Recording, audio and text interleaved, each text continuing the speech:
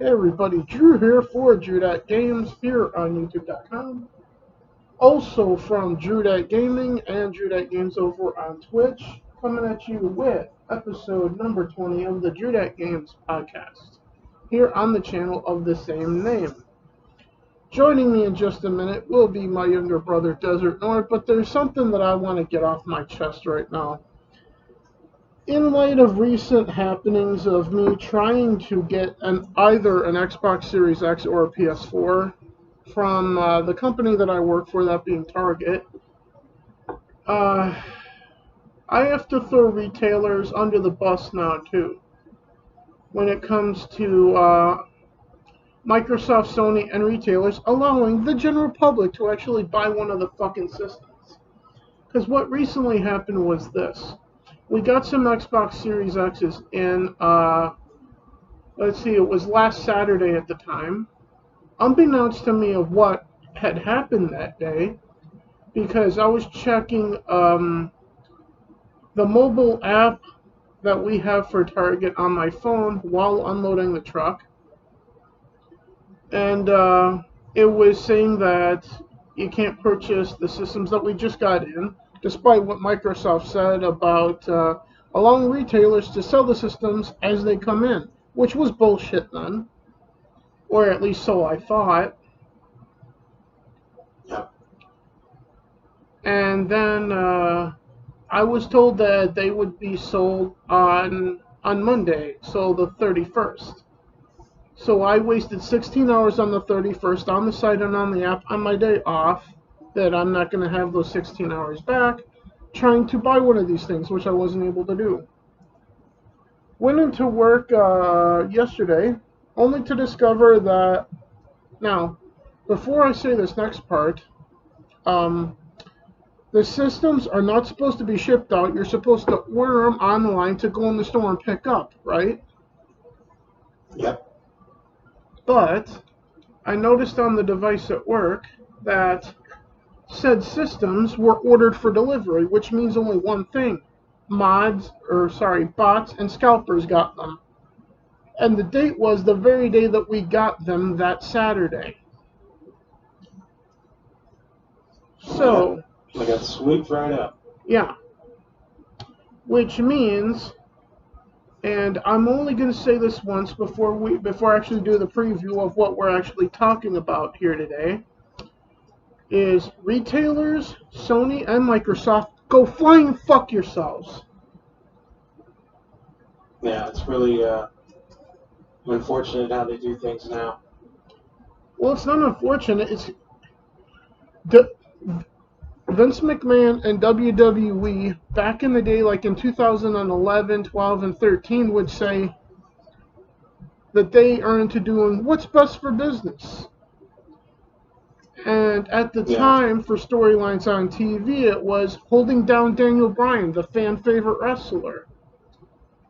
Which it was actually compelling TV to actually ultimately see him win the championship, which they did have him doing. But in the idea of what's best for business, I'll tell you what's not best for business, Sony and Microsoft and all retailers, is the very situation that I just described to you. What is best for business is putting the systems out on the shelf, forgetting about ordering it online to cut out the bots entirely, and therefore would force scalpers to waste money on gas going from store to store to try to buy one system from each store, and therefore meaning one system per customer. Which, by the way, the website says anyway. So there's a lot of things they could do. That would just be the easiest. Yeah, and it would actually allow, and I'm not saying this for just my benefit, because the other day at work, a fellow team member informed me that someone in electronics had to turn a guest away who heard that we had PS5s in the store in the stockroom, but she got turned away from buying one for her kid because she had to order it online only. That's where this shit is at, folks. Turning away business. And again, I say, what's best for business? Well, not that. Yeah, the part that's still kind of confusing to me is why they're not interested, they, the developer, are not interested in solving this issue. I mean, I understand that it's sales to them. Sales is sales. Yeah, but here's the thing, though. But they're affecting. We all know they lose money on consoles, so they need people to use them. Yeah, but and they're not getting used in storage basements waiting to get hawked. Exactly what I was just about to say. Yes. Sure. Yeah. No, I knew what you were going to say. I'm just saying that they don't understand. They're losing money. So the argument, it's just sales to them. They want more than just that. Yeah, because they need to get more than that. Because they make their money on the software and the subscriptions. They lose money on every fucking system that goes out the door. Every last one is sold at a loss. So they have every incentive to care about this issue and try and do something about it. But Sony and Microsoft continue. Now, I know what you're going to say in the comments.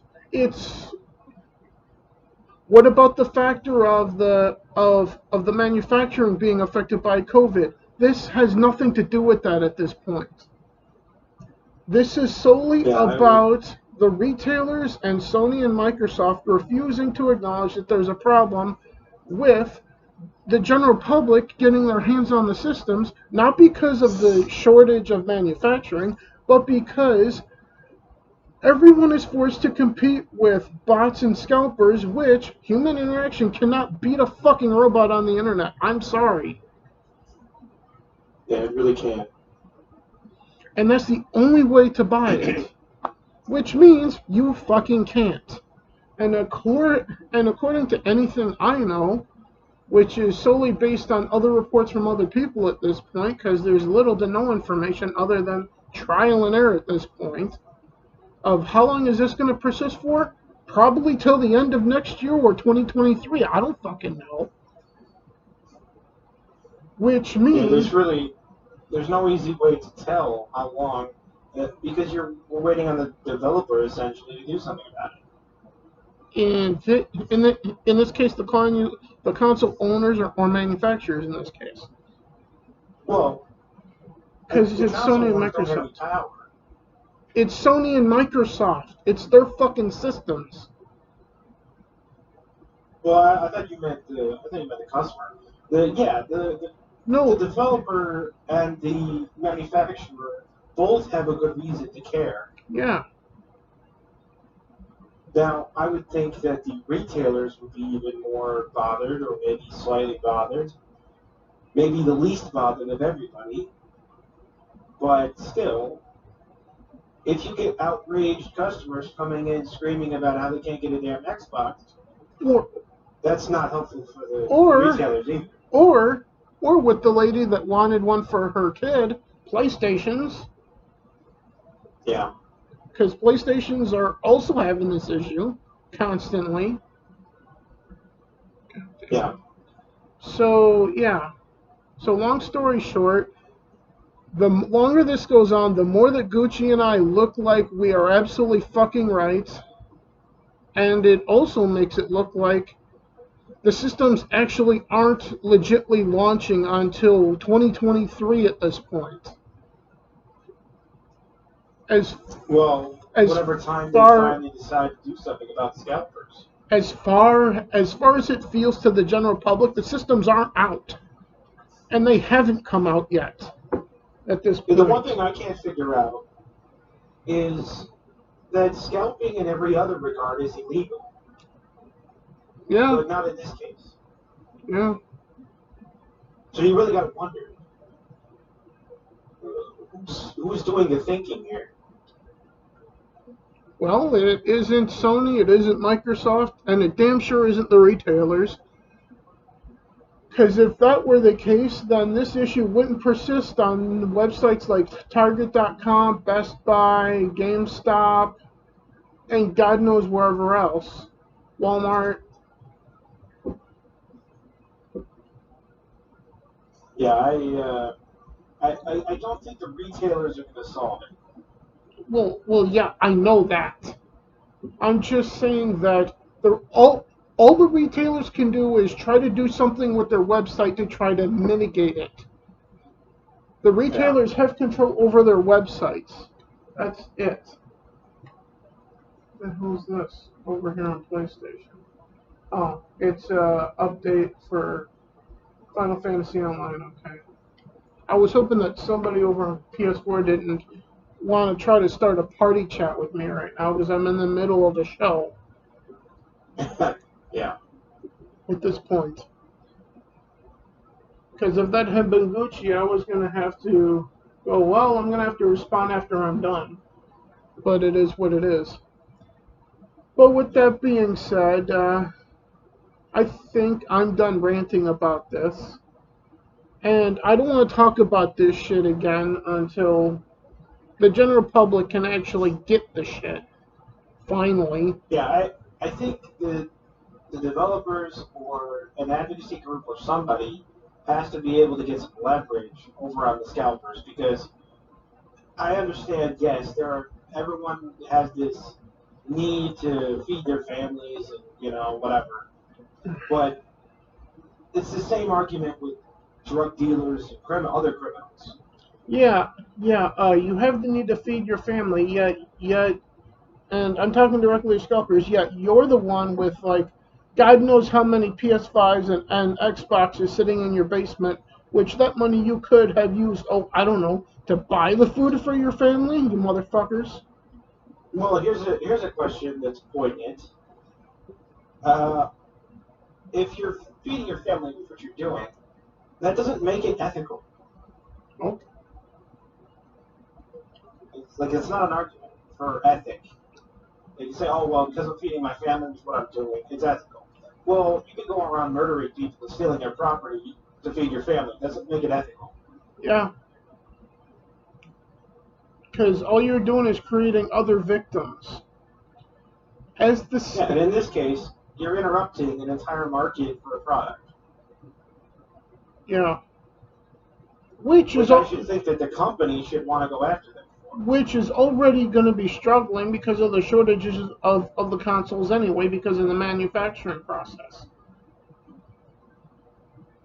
If I had a product that were this messed up by scalpers, I would want the law to change against them.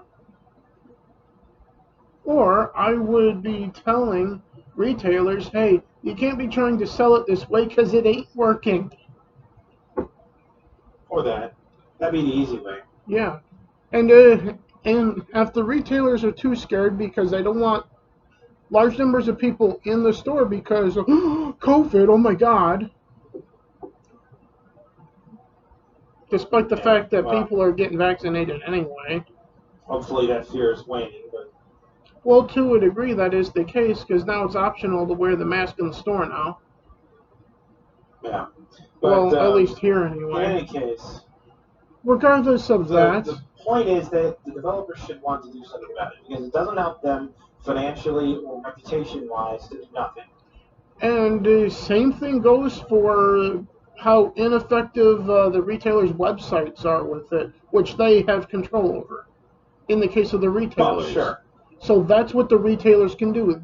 They can Yeah, retailers can solve the problem working with the developer if they say, look, we're not going to sell a product to you if you're not going to secure the purchases by actual customers who are going to play the actual console and not store it and resell it. yeah. But regardless of any of that, I don't know how they would verify that, but still. that's for those that actually run the retailers, like the higher ups at the at headquarters in Minneapolis for Target, as far as Target goes. All I can do is tell my bosses that, hey, this isn't working. We got to try something else. And if that means contacting Sony and Microsoft to discuss something, then so be it.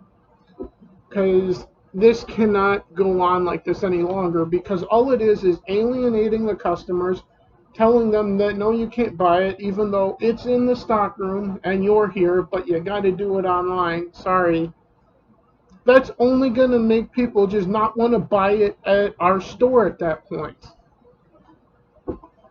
Yeah. And that's a poor business decision by every stretch of the imagination. They don't want to spite themselves, for no reason. Which is exactly what everybody's doing. And if I know I feel this way as a customer about the company that I work for, just imagine how anyone that doesn't work for the company that I work for might feel. Yeah. When they have no emotional attachment to the company. Think about that for a minute. Because I'm saying this stuff knowing that I care very much about Target and its future. Which is why I'm saying these things. I want this situation to get better for everybody. But it doesn't. But the parties that should care don't seem to. But with that all being said, it's already about a little over 16 minutes in. We should actually get started with the podcast. Yeah. 16-minute rant and opening monologue. Welcome to the DDG Games Podcast, everybody. I am obviously Drew, as you've been hearing with our back and forth. Joining me from his YouTube channel, my younger brother, Desert Nord from Arizona. Hey, bro. Hey there. And what we actually were mostly intending to talk about is, one topic centered, kind of influenced by what we were just talking about. The PS4 and Xbox One launch, comparing it to the launch of Xbox Series X, S, digital PS5, and the physical PS5. So basically comparing 2013 and the first 6 months of Xbox One and PS4 to basically from November of last year to now for the next-gen systems and how everything has been going. Based on what we just said, you already know what we're going to be saying when we get to this topic. Sure, this would be a night and day comparison.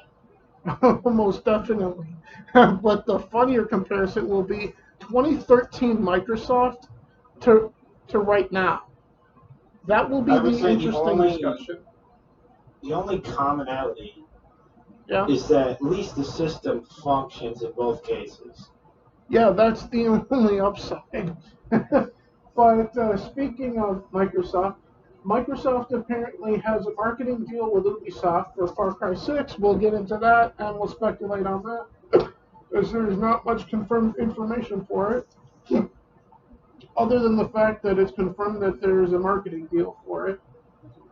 Also, Sony is still going to be sitting out of E3 as far as I have seen any information of across the internet. And finally, we're going to go over what is confirmed for the streaming schedules for press conferences and whatever you want to call them now for E3 coming up, not this coming weekend, but next weekend. Which, coincidentally, next week I have the entire week off of work because that's the week of my birthday, which I will announce right now. On June 8th, which is a Tuesday, I will be playing a game basically on and off the entire day live on YouTube just to chat with you guys live. So, I hope you guys will come spend my birthday on the 8th with me on YouTube. So, and that being on the YouTube channel of DDG Gaming. So, come chat with me while I'm playing Dragon Quest Builders 1 on the PS4. Yep. So, with that said, let's cast our minds back now to 2013. Let's say January, for example. I'm just throwing a random month out there at this point, but the Xbox 360 is been struggling to the finish line because of Kinect and all that. Yeah. Right? The PS3 has been... the hardware is starting at that point to outpace the ability of the system. Yeah, but the PS3 has been gaining a lot of steam with games like The Last of Us Part 1, Yeah. although at the time it was just called The Last of Us. Also games like Uncharted 2 and 3, Yep. games like Beyond Two Souls. You get the idea. Sony was catching up to Microsoft with the PS3 versus the Xbox 360 in sales, and eventually did overtake at the end of that generation. Then came E3, or like a month before it, and that dreadful fuck of a press conference for the Xbox One announcement. Yeah, legendary bad. All about TV. They showed off Call of Duty Ghost. Yeah. And then they teased Quantum Break as well. So they at least had 2 games at the end of it that they were showing off for the Xbox One. But in the end, we wound up getting to the exact place that Microsoft was trying to get to with Xbox One, of an always online device and it being dependent on the internet. Well, here we are in 2021 with the Xbox One. But back to 2013 here. The PS4. Making fun of Microsoft's thing about no trading games, no lending games, no used games on the new Xbox One at the time, in which they released a video showing one person just handing a physical game to another and going thanks, and that was how you borrowed games on PS4. Just hand it to them. It works. Yeah. Which, by the way, it works on both systems today, by the way. So, with that being... Yeah, well, that's an improvement, but still. Yeah, but... And then E3 actually came. Microsoft's press conference had shit ton of games. A lot of which you wanted to actually play on the Xbox One. Yeah. And eventually, leading up to E3, they did do a 180 on the no use games, no trading games thing. So that was an improvement. But Sony's E3, they came out twisting the knife, actually saying, all of your used games will work, no restrictions on anything that you want to do with the system with your games. If you bought the game physically, we believe you have the rights to that game. You can trade it in at retail, lend it to a friend, or keep it forever. Famously, Jack Tretton said on stage. Sure. And I remember it word for word to this day still, because that was an epic moment in gaming. Yeah, but also a bit of a turning point. Yeah. So, with all of that, the systems come out.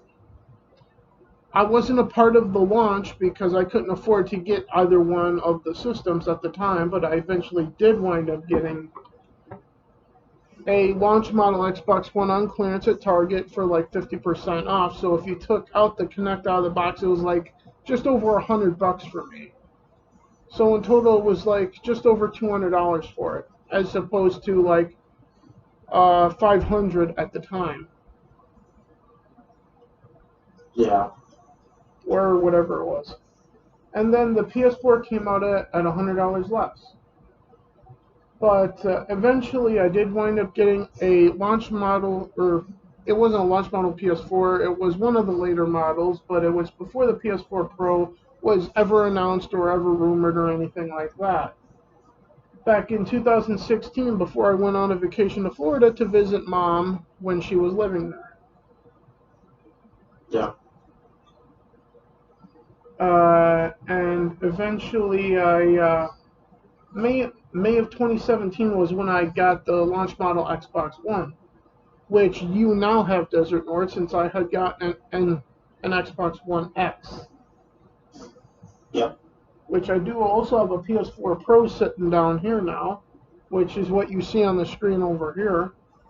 And my old PS4 sitting in the corner of the room, like collecting dust and whatnot now. Poor thing. Well, it is what it is. I don't think it's actually collecting dust. I think it's just in the corner. But it is what it is. Yeah. So all of that aside, with the PS4 not having any reverse compatibility, having PlayStation Now, Xbox One having Xbox Game Pass, Ultimate, and everyone knows everything about how the Xbox One and PS4 has gone since launch at this point. Both of them are really successful systems as far as I'm concerned. Would you not agree with that? No, I don't agree with that. Now, compare all of that to E3 of 2020, of the year of the bug, if you will. Sony, Yeah. so there was no E3 Sure. because of that. So the companies had to just randomly announce shit whenever. So Microsoft announced Xbox One and actually showed what it looked like at the Video Game Awards at the end of actually 2019. Yeah, which I'm sure they didn't want to do. Well, actually, that was, I think, before anyone really knew about the beer bug at that point. So I think they were planning to do that anyway. Alright, well, I'm pretty that's just sure. bad decision making then. Well, not necessarily, but when we look at it now, a lot of things should be questioned about the Xbox Series and PS5 generation as a whole right now. Because as we go into E3 right now, and as we said at the top of the filming of the 20th episode of the DDG Games Podcast here,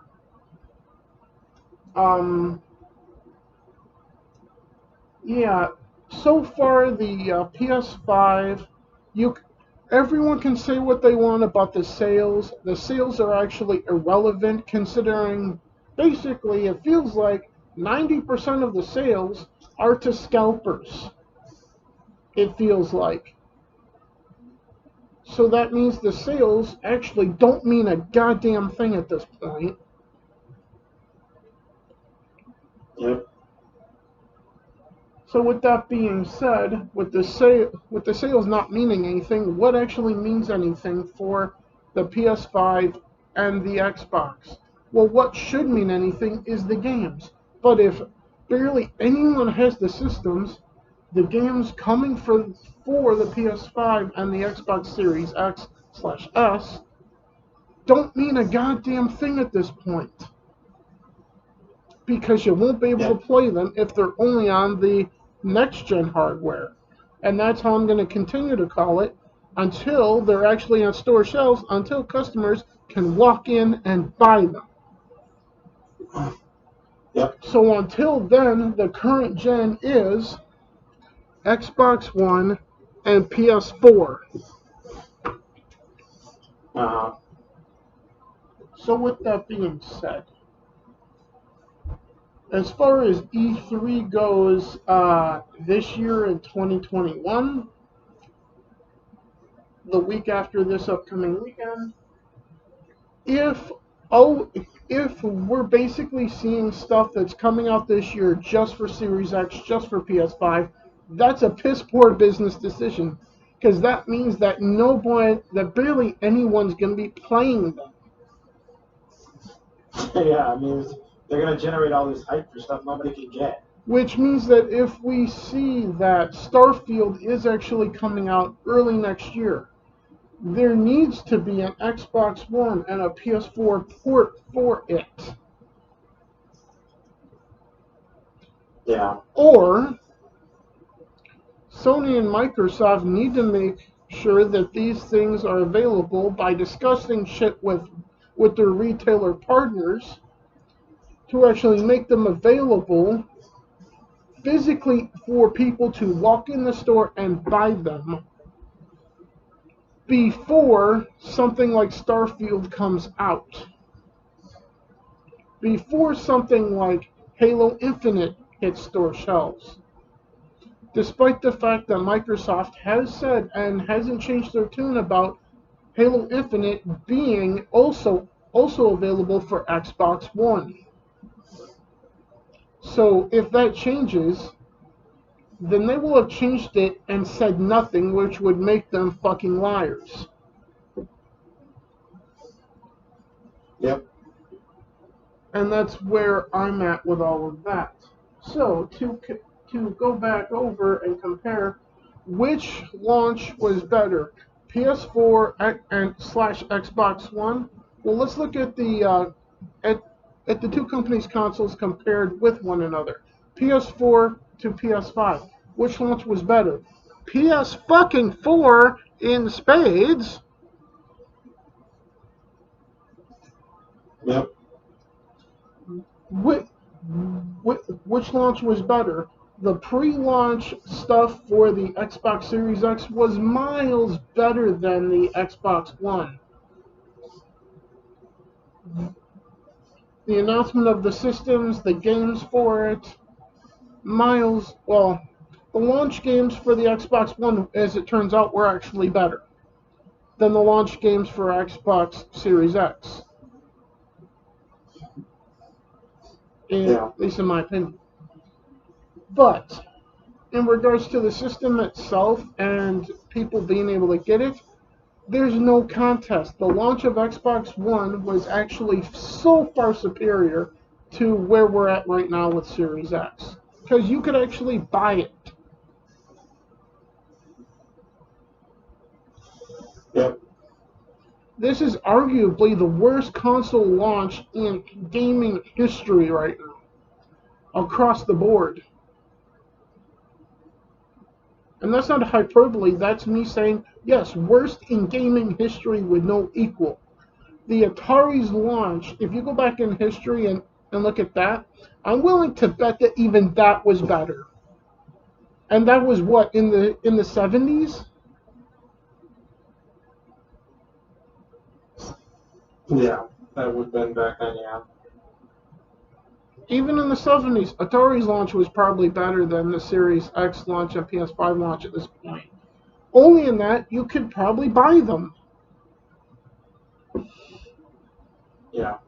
So with that being said, anything else you want to add to comparing the PS4 and Xbox One launch and all of that to the next-gen systems that we're looking at actually properly launching at some point in the next couple of years? Yeah, the one thing that is this debate, I guess, Yeah. about why the supplies, because it is partly a supply issue. Yeah. There's no denying that. Obviously they have COVID to blame. Yeah. But the question I have is, if their sales division already knows this information, what are they thinking when they go and release a system? They can't supply sufficient amount of consoles to the consumers to actually generate worthwhile sales numbers. And then Now, their sales numbers were pretty okay, but they shouldn't have been on par with last gen. They should have been better. They should have been dramatically better. Yeah. But they really weren't. Mm-hmm. That's something that I think the sales team and the developer really should be at blame for. Indeed. Because, I mean, there's no reason a console should be released to the public in 2020 or 2021 and sell just as many units as a console released in 2012 or 13. Yeah. Because the population alone of gamers is much more. Mm-hmm. And that doesn't even include hype differences or price differences or the circumstances of people's gaming needs or whatever. All of those differences make it even more dramatic. Quite. So it's all very bad. It's just, I'm surprised that they've gone through with it. Yeah. So, with that being said, Microsoft evidently has a marketing deal for Far Cry 6. This much has been confirmed recently, but our speculating will be on this. There is a rumor going around, and it has gotten a lot of fucking traction recently, that Microsoft is looking to sign a deal with Ubisoft to bring their subscription service into the fold for Xbox Game Pass Ultimate subscription to include that, and therefore Ubi's library of games. We've talked about this previously on the podcast, on the previous episode. I don't remember which one, but we've talked about that previously.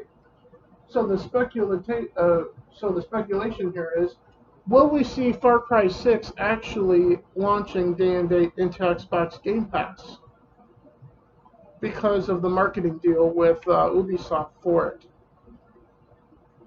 Yeah, you want to hope so, but I'm 50-50 on it actually happening. Now, I will say this: if, like, for some reason at E3, like, Ubisoft announces on their stage, or Microsoft does, that they are actually partnering with Ubisoft to bring Ubi Play or UbiU or whatever the hell it's called into the fold for Xbox Game Pass, then at that point I'm going to go, well, there's no reason for it not to be in Game Pass at that point, at launch. Right? Yeah. So it's that'd be right. Yeah, so it's all going to matter on this rumor of Ubi Play or whatever. And Microsoft, like, signing a deal for it. So as far as Far Cry 6, some people are getting pissed at it for it supposedly getting political. We'll see what happens. Oh, it definitely did. What's the... They can't deny that last title was very political, and that it seems to have gone completely political. What's the story on 6 at this point, then, with this part of it? Well, I don't know all the details. I just know that, yeah, they're right. The Far Cry series definitely went fully political. Political in what way? Political in the way of depicting modern political ideologies in the game and slanting one direction, of course. Let me guess, towards the left. Of course, yes. I mean, there wasn't any compliments paid to, like, say, Trump supporters particularly in the previous title. That would be Far Cry New Dawn? Yeah. I haven't finished playing that yet, but I don't remember any of that in it. Well, to my knowledge, they sort of depicted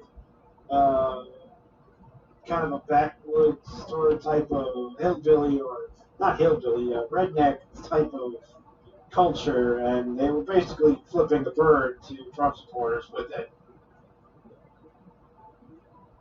Yeah, I don't remember any of that in the narrative. I was just having a good time with the sandbox that it is. Sure, and there are people who don't get hung up on those type of things. Well, I do to a degree when it's absolutely outrageous, but when it's just tucked in there just a little bit, like as like a subtle jab, I could care fucking less. As a gentle fuck you. Yeah. If it's a gentle fuck, I could care less. But if it's a violent, I shouldn't say that word. let's put it this way, okay? If it, But I think it's you not guys to get the the level. idea. I don't think it was to the level of the Assassin's Creed series did. Yeah. Okay, which was like a straight up screaming top of their lungs F you to everyone who's not a communist. So, for example, a very bad, violent, horrible, against your will fucking was The Last Jedi. Okay, yes, in film form, yes. In the case of the Far Cry series, for me thus far, I didn't notice anything. Yeah, well, I could notice things just watching the trailer. I didn't notice anything by playing it. So, but either way, Far Cry 6 has a marketing deal with Microsoft. We'll see what happens with that. Now, Sony, to no one's great surprise, as has been well documented, the last 3 or so E3s, they chose to not be a part of it whatsoever, right?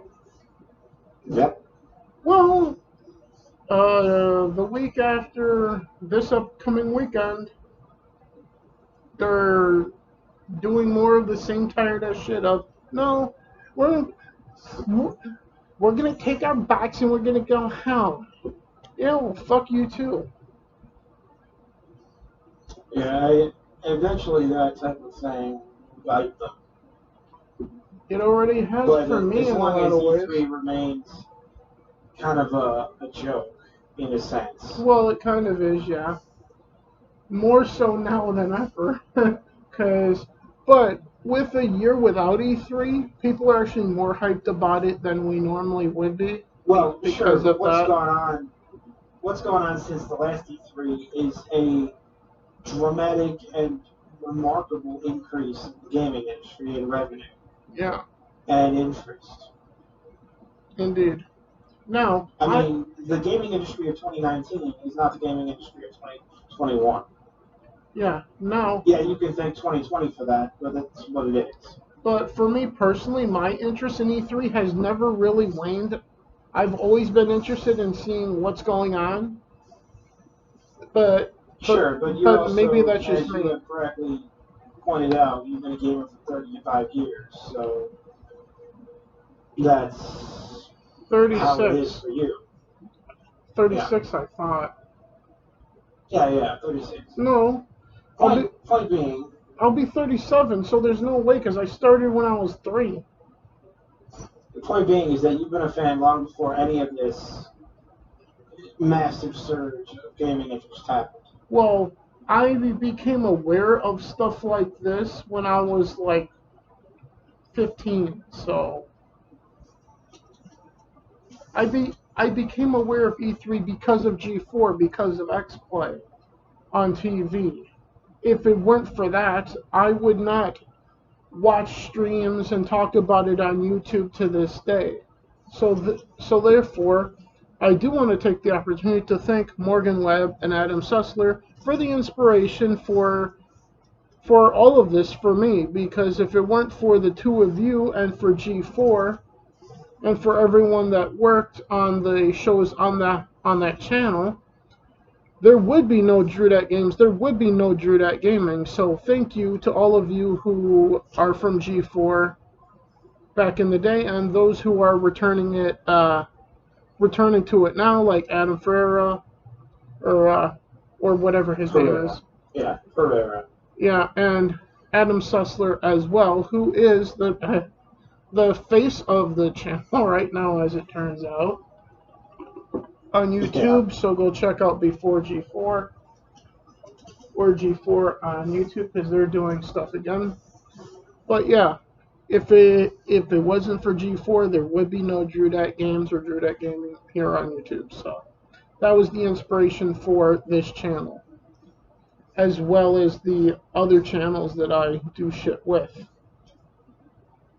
So with that being Yeah, it's what's the that? gaming industry's had a long time to develop and become not just subcultural but cultural. Yeah, mainstream culture at this point now. Yeah,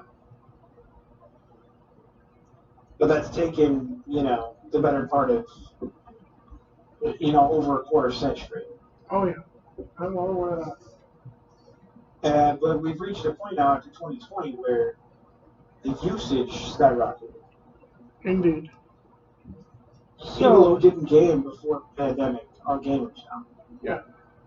So with that being said, before I get to what I know of the schedule for E3 at this point, one quick announcement. Next Wednesday, I will be doing a PlayStation Plus Wednesday for Star Wars Squadrons, which is in the Instant Game Collection, as you see it on the screen right here, as I'm pointing at to you. So yeah, so I will be doing that next Wednesday hopefully before this podcast next Wednesday, which we get into our actual real preview for E3, and we go in depth into what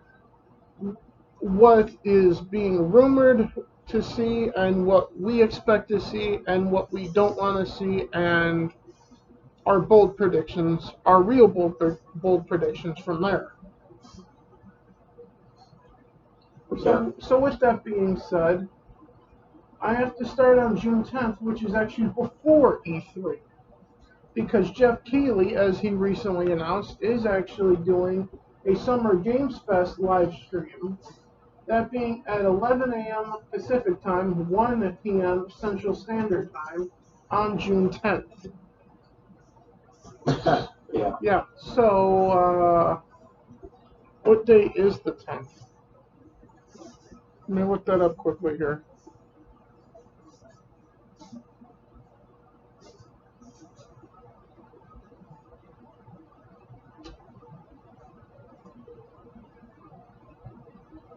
How's the calendar? Oh, there it is. So that would be Thursday. So a week from tomorrow will be Summer Games Fest at the times that I just said. Yep. So be aware of that.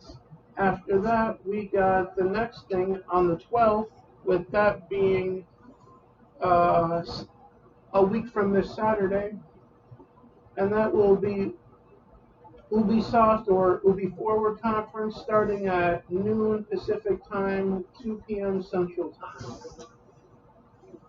And also on the 12th is the Vulgar Digital. There's no listed start time yet that has been announced. Also, there's no official date confirmed or time for Square Enix's stream or conference. But after that, on the 13th, we got Xbox/Bethesda. Their joint thing at 10 a.m. Pacific Time, 1 p.m. Eastern. So that would be noon, I believe, Central Time, which is supposed to be a 90-minute long stream. So there's going to be a lot there. Also on that day is two other streams, the Future Game Show and the PC Game Show. I don't know the times for those, but those are also going to be on the same day as Bethesda/Microsoft's on the 13th, that being a week from Sunday. And then after that, Nintendo is actually going to be doing a Nintendo Direct on the 15th. So that being a week from a week from Tuesday. Yeah, that should be interesting. And that is supposed to be, God help you for this start time, 9 a.m. Pacific. Indeed. And that's gonna be early. Yeah, and 11 a.m. Central. So I'm pretty sure that I'm going to be up, because I will have just gotten home from work at that point. I mean, it's not 4 a.m. or anything crazy, but it's still, Yeah, a lot of people aren't up yet. Well, I'll be just getting home from work, so at that point. So I'm basically just going to have to scramble to get my shit put away and my clothes changed, and sit down with my notebook in hand and take notes on what I'm looking at from Nintendo Direct at that point. Yeah. So that's everything that's confirmed at this point. We do got Nintendo, we got Square Enix. Well, at least Square Enix is confirmed to be doing something at this point. We just don't know when. Devolver Digital does something every E3. We got Nintendo, we got Jeff Keighley doing his Summer Games Fest on the 10th, which is actually the day after our podcast goes up on YouTube. Yep. And we film it too. Yeah, so we'll be, we'll be quite busy. Early on that. We'll at least be talking about that. Well, that'll be the first thing we gotta write down to talk about for that. Because that's literally the next day. But the PC Game Show, the Future Game Show, Xbox, and Ubisoft. Basically everyone that outside of Sony that we expect to be there is going to be there. So. Yep. With that being said, any thoughts on anything before we go through the outro for this? Because it's a little over 50 minutes. I'll just say that it's going to be a pretty eventful week ahead. Week ahead and weekend after this weekend is over. Yeah, the next several weeks. Yeah. Between my birthday and E3, it's going to be interesting. Yeah. And I'm just glad that I'm going to have all of next week off anyway to just randomly do whatever the fuck I want. Yeah. Regardless if that's streaming playing games, doing videos like this on YouTube, or just playing games on my own, or, God forbid, sleeping. Yeah, I know, right? Or going out to the store to buy shit that I need, like food. With that being said, I am done trying to ask what game you have been playing lately until further well, you notice. Don't have to ask anymore, you know. Yeah, and all of you should know. Until further notice, I'm playing it, so. Yeah. So that's why I'm not going to ask you anymore. In fact, when we get to this point from now on, you should just start asking me, and I should just ignore what you're doing, because the answer is always going to be Elder Scrolls Online until further notice, especially with next week, Blackwood comes out. Yeah. The latest expansion for Elder Scrolls Online, which I'm going to be playing too at that point. Yeah, difference is you got a lot of work to do. Either way, more than you fucking Whereas know. I'm getting caught up pretty quick here. I got more work to do than you know, because I still got to get through Mass Effect Legendary Edition. I still got to get through Near Replicant, Yakuza Like a Dragon, Spider-Man Miles Morales. Yeah, I Bravely Default 2. I came to the party 4 years late, but I've gone at a rocket pace. Yeah, and I'm one person trying to play as many games as IGN by himself. Yeah. Well, you should try and focus. I mean, I know that'll leave some things in the dust, but you're only one person. I know. Some things are impossible.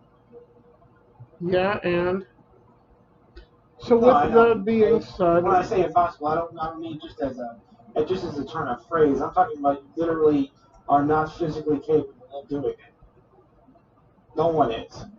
So you're telling me this like I haven't figured this out a long time ago. Well, no, I don't think you have, because you're always dabbling in one game and then dabbling in another, but you're never really getting to the meat and potatoes. That's because the problem is doing something solely on your channel alone without any help. You start playing something that just comes out, you finally get into the meat and potatoes of the game, you get a bunch of way through it, and then suddenly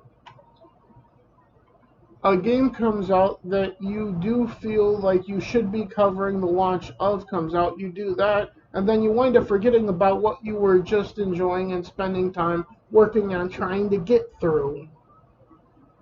And then you get can't into try the and meat ride and the wave potatoes without the of falling that off game most of the time. and repeat.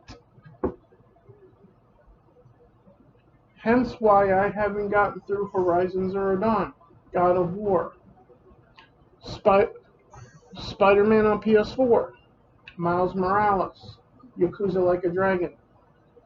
You get the idea. You're basically playing the games intended for 7 billion people. Either way. So what have I been playing lately? Just basically Mass Effect Legendary Edition. I've been devoting basically since I got it 95% of my time on that. Well, occasionally while I'm watching a podcast on YouTube, I've been playing some Madden 20 because I fucking hate Madden 21, and I'm never playing that shit show again. And then also earlier I was playing Skyrim on PC for about 20 minutes while my food was cooking earlier this morning. So it was Skyrim, Madden 20, and Mass Effect Legendary Edition at this point today. Yep. So once Mass Effect 2 Legendary Edition and Mass Effect 3 Legendary Edition are done installing, I'm gonna be getting back to Mass Effect Legendary Edition, and I'm not gonna stop that game until I'm done with all three of them. And everything else is just gonna have to wait. Yep. Well, I'm perfectly content with playing this game until 6 months or a year go by, and I've done everything I could possibly get my hands on with it. Well, eventually you're gonna be missing out on a lot of shit. No, if I get it done in 6 months or a year, then not really.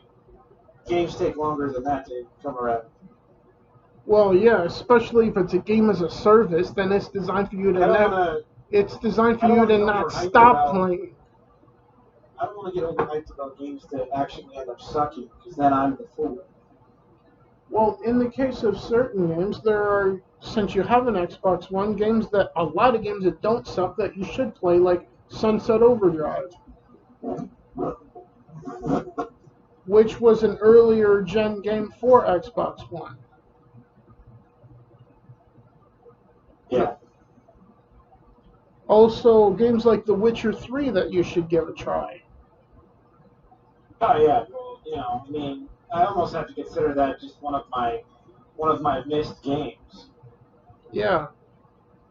And frankly, this is actually funny because I remember watching a stream distinctly of EFAP, right? Yeah. Where Mauler and the guys, Finji and Metal Commander and the others, Mm-hmm. we're talking about memes. They're long over gaming memes, basically. Yeah.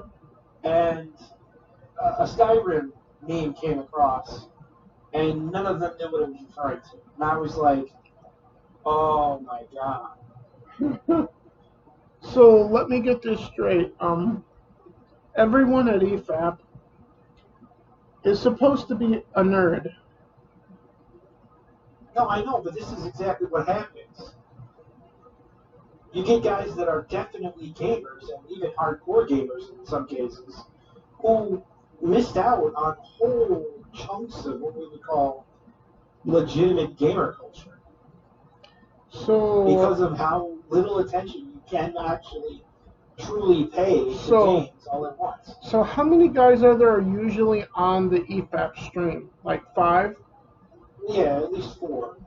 So you have seen 4 unicorns. Well, these weren't. I mean, this was Mauler himself for one. No, when I say unicorns, I mean someone who has never played Skyrim. Yeah, well, apparently nobody on the stream understood the meme, which I think was appalling to me because it was a Whiterun meme. What was the actual meme? Well, it was a picture of, that when you first come into Whiterun, mm-hmm. Okay, and they even doodled on it, by the way, because they didn't understand the meme, so they just felt like they started doodling on it. Yeah. but right when you come in to Whiterun's main gate, right? Mm-hmm. You got your house to the right, and Mm-hmm. that home, that house of that clan to the left. So, Well, it's basically right where you saw the guard that talks about taking the arrow to the knee. yeah. Yeah, that's the meme was basically a picture of that with a joke about some Skyrim humor. So basically, it was the take an arrow to the knee meme that we all know. No, it wasn't that one exactly. It was something else. But none of them knew what it was even about. Hmm. And I was thinking to myself, have none of these men played Skyrim? Well, you already know the answer to that at this point. Yeah, it doesn't appear that Mahler and the guys have ever played Skyrim. Maybe they have, but I don't know why they wouldn't get that joke. Well, next time you're in their chat, you should ask. No.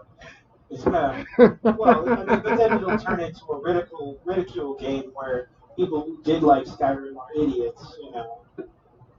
Well, I'm not saying that anyone who hasn't played Skyrim is stupid or anything like that, because they're not. Trust me. It's just that they're very unique people that you normally don't run in because so many people have played Skyrim, is what I'm saying. The way I see it is like this. Everybody has a niche like. Everybody has games they like and games they don't play, and cultural gaming things they missed out on. I Yeah. mean, me and you have never played Minecraft or Well, Fortnite or, I you know, I've played both of those actually. well, no, I know. We never got into them. We never became fans. Well, first of Okay. all, in the case of Minecraft, I like it. I don't love it because I don't have anyone to fucking play it with. Well, That's why I don't like let it. me explain, okay? The Yeah. kind of people that are what we call fans of Minecraft Yeah. don't play anything else. That's true. In the Okay? case of And so that's what I'm referring to. in the case of People Fortnite, tend to do that. I don't like Fortnite because of a 10-year-old kid that I wound up blocking on Xbox Live because he wouldn't shut the fuck up. Well, that's understandable, but And I haven't played Fortnite since that one occasion. what I'm saying is that most gamers have games that they focus their majority of their attention on, and they miss out on a lot of other things. Yeah. And you'll have other gamers come along and say, "Oh my God, you haven't played dot dot dot," and they're like, "No, I haven't played it." And then the other one will be like, "I can't believe you haven't played it." That's actually the case with a guy that I work with who does play on Xbox, much like you, but he has not played a number of things. Like, he has never Yeah, played anything from the Halo series. And the fact that he's on Xbox had me, like, stunned. I'm like, wait, you've been on Xbox for a while. You might, yeah, like, all my life. And you don't know what Halo is? yeah. What about Gears of War? He didn't know what that was. And then and then it prompted me to go, what have you played? And then Yeah, that almost brings up that Joker meme about this city needs a better, classic criminal. In this case, this industry needs a better classic gamer. and then eventually he went, well, I played Skyrim. Well, that's something at least. But Yeah, I mean, but then I you, thought you about have, it, and then I went, but who hasn't played Skyrim? Well, EFAP. yeah, apparently. Well, at least the guys that were on there. I'm sure guys like Jeremy and the guys over at Geeks and Gamers have played it, You know. and I'm sure that the guys over at World Class Bullshitters have played it. Oh yeah. But it seems like there's this coincidence with other games that if you play, like let's say if you love Dark Souls, Mhm. you probably hate Skyrim. And if you like Skyrim, you probably hate Dark Souls. Yeah, probably. Except for in my case, I don't hate Dark Souls or Skyrim. I love Skyrim, and I play Dark Souls just to challenge myself. But I don't like it or hate it in the case of Dark Souls. Does that make sense? Yeah, well, I mean, Because I see the value in it. It's one of those things that divides the community, just like, every other great game. Well, there's one divide in the gaming community that I don't get, and I don't know why it exists. The divide between Elder Scrolls fans and Fallout fans. Yeah. It's fucking Bethesda Game Studios at this point. Yeah, you'd think those would run parallel, mostly. They probably does mostly, but then there are some people. Yeah, they run absolutely parallel with you and I. Yeah. Now, granted, you and I like Elder Scrolls more than Fallout, but we don't sit there and go, ooh, Fallout, ew. No, we want to fucking play Fallout, except for Fallout 76. Yeah. What I was going to say, though, is that what I try to do, at least for myself, is at least get a good understanding. When somebody refers to a game, at least I want to know what they're talking about. Yeah. Even if I haven't played every inch of it or gone hardcore on a game, I still want to be able to know which game they're referring to. Mm-hmm. I think that's important. Because, if anything, you want people to feel like, they're part of something. Mm-hmm. And at least being able to relate requires you to know which games are what they look like, what they're about, and maybe some, details that only somebody who played it would know. Mm-hmm. That's not to, misrepresent yourself or anything. But it's to relate to people. Which is one reason why I genuinely try to play as much stuff as I can. So when someone asks, hey, have you played this? I've played a bunch of it. I haven't finished it yet. What do you want to know? Yeah. If you want to know if it's worth spending if it's on sale for $30 at the time, if it's worth the price to pick it up, at this point it is or it isn't, depending on the situation. As far as I've played so far, in the case of Mass Effect Legendary Edition, as far as I'm concerned, as far as Mass Effect 1 Legendary Edition goes, outside of one glitch that I've seen basically regularly at this point, I don't know if it's worth $60 for the 3 games at this point. I would say probably $30 or $40.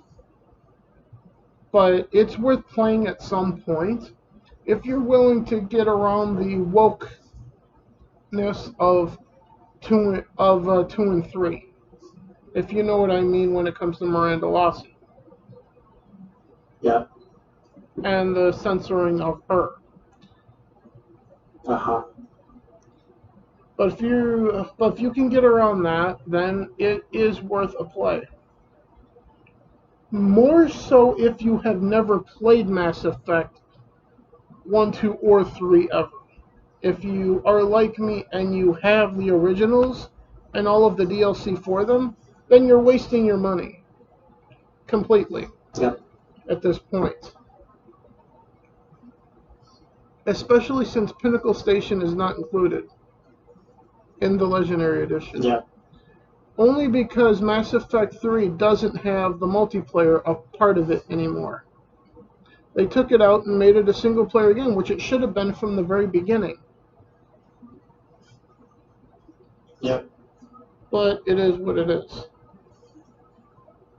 But overall, and I will do an Is It Worth It episode when I get through all 3 games in the Mass Effect Legendary Edition, and say my full piece on that once I've actually played through all of it. But until then, is it worth it based on what I've played so far? Like I said, for longtime fans of the series, no. if you've never played the series before, absolutely it is worth your time. So, on a scale of 1 to 10 for both of those, for the Mass Effect fan base that have played through everything so far, I would say, is it worth your time? Anywhere from a 3 to a 5 out of 10 of it being worth your time. For those that have never played Mass Effect 1, 2, or 3 before, it is a 10 out of 10 worth your time. Does that make sense? Yep. Yeah, having an experience playing through that is actually something that's very important. And luckily, it's one of those games that if you just play it through normal, it doesn't take that long. Yeah. So with that being said, I'm pretty sure that you haven't played 2 or 3, right? No, but I'm familiar with both the memes and the characters and the events.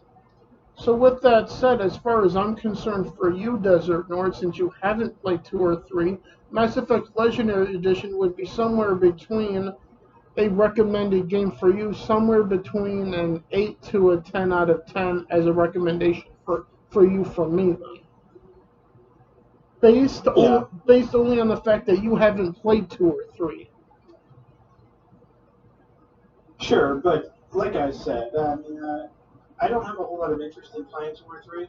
Yeah. Especially when you get to 3. Which is understandable because of everything that happened. Yeah. But the first is always the best. Yeah. That's a general rule. Mm-hmm. The reason there even is a second one is because the first one was great. Yeah, and I'm not saying the first was great. I'm just saying that some of the stuff in 2 was better than 1. It's sort of like a changing breath line. Yeah. If you think about Assassin's Creed, for instance, Mm-hmm. I really don't want to hear anyone say that any other game in the series is better than the original. Yeah. Because they're not. Indeed. I mean, they're objectively not better than the original game. As I look at it now with playing Mass Effect Legendary Edition, I'm done playing this stupid game of, well, which is better, 1, 2, or 3? It's all a complete fucking saga. Shut up. Uh-huh. That's where I'm at with it right now. So what's better? It doesn't matter. It's a complete fucking story, 1 through 3. Enjoy it as a saga at this point, as a trilogy. So to me right now, it's all one game at this point for me now. Because it's all one giant narrative, it's all one giant story. So what should be asked is, what's better, the Mass Effect trilogy or Mass Effect Andromeda? Well, that question shouldn't be asked because the answer is obvious. Yep. It's Mass Effect Legendary Edition or the Mass Effect trilogy. Because Mass Effect Andromeda, it did make some great innovations to like the Nomad and then to combat, but that was it. Oh, and the exploration thing too. I would imagine no one needed that game. I can tell you this, everyone who was a fan was like, why?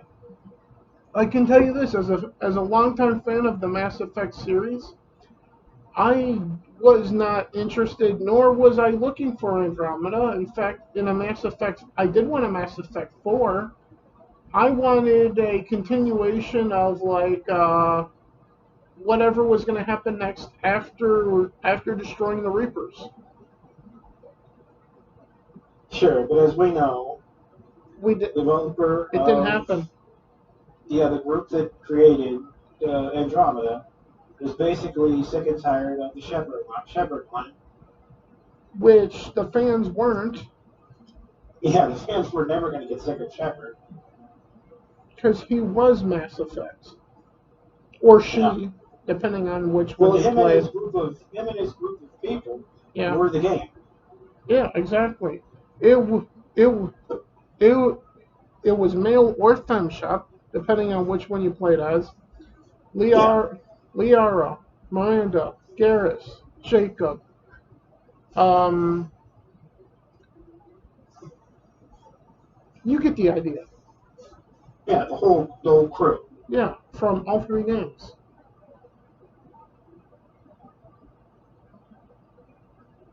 But it is what it is.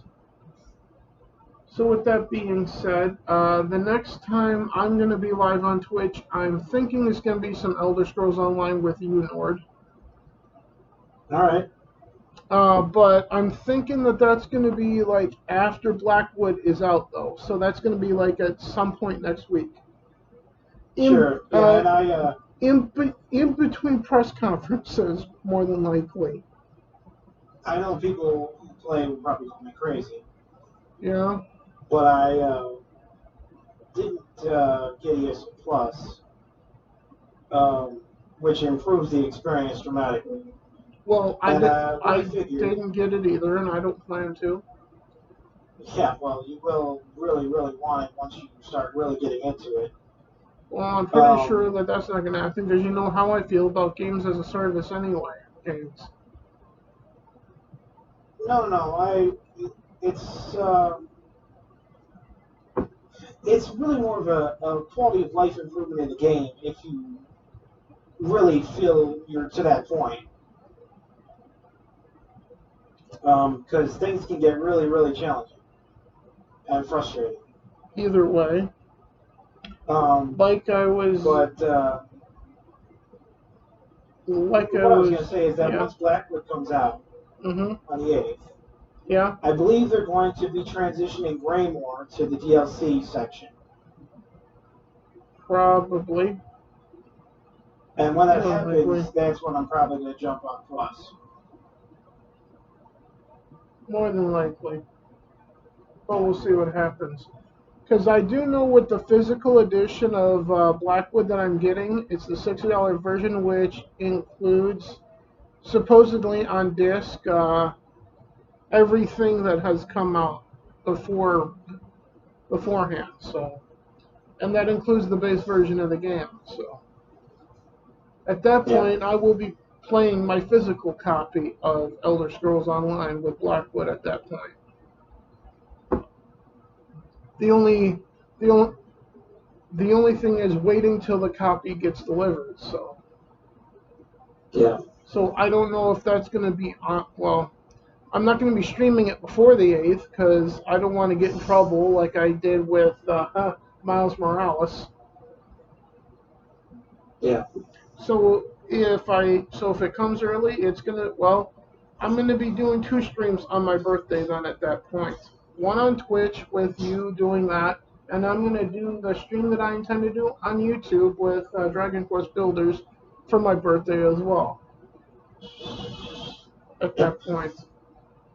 And if it doesn't come till after that, well then we'll just be doing that whenever at that point.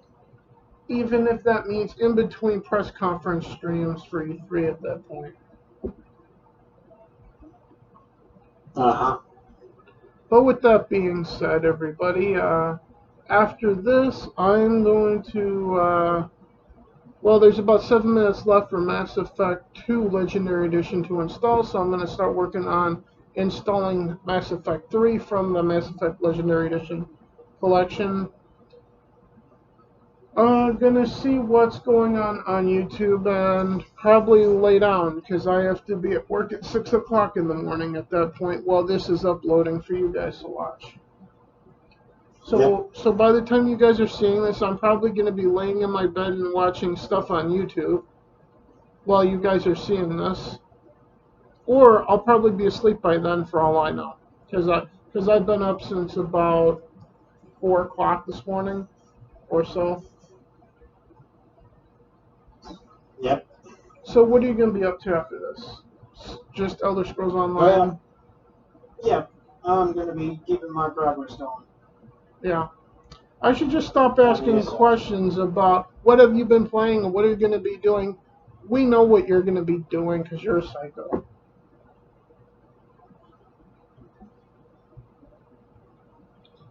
So with that being said, everyone, at about an hour and 20 minutes, this is one of the longest episodes of a podcast we've ever done. Fuck.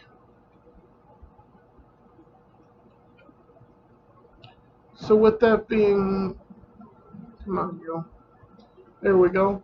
So with that being said, this has been one of the longest episodes of a podcast we've ever done, about an hour and 20 minutes. Yeah. The last time we did something like, or I did something like this was when Gucci would be on camera with me because he would be here, and it was like the first version of something like this that we were doing, which was called unauthorized entry at the time on the old version of this that Drew Dat Gaming turned into. But with that being said, everybody, thank you for tuning in for this longer edition of the Drew Dat Games podcast. And we will see, let's see, today's Wednesday. Yeah, I will see you over the weekend for some Skyrim. I've given up on playing Madden on Sundays because fuck doing that at this point. So on Sundays, I'm going to be doing Skyrim on Sundays now. So I'll see you on Sunday for some more Adventures of Drew Heartfire, or starting a series of the Adventures of Anders Rogue. We'll see what happens. But I'll be playing Skyrim on Sunday for you guys. Over on Twitch, that being Drew Dat Games on Twitch. And next Wednesday, we'll be doing our official pre-3 episode of the Drew Dat Games podcast next Wednesday. Other than that, I don't have anything planned for content. Do you have anything planned to do on your YouTube channel? No, nothing at the moment, but I really should put something up. Yeah, it's been like a month. Yeah. 2. With that being said, see you on Sunday for Skyrim. And have yourself a great rest of your day, everyone. And like I said earlier, be ready for definitely one stream on Tuesday to celebrate my birthday, playing some Dragon Quest Builders.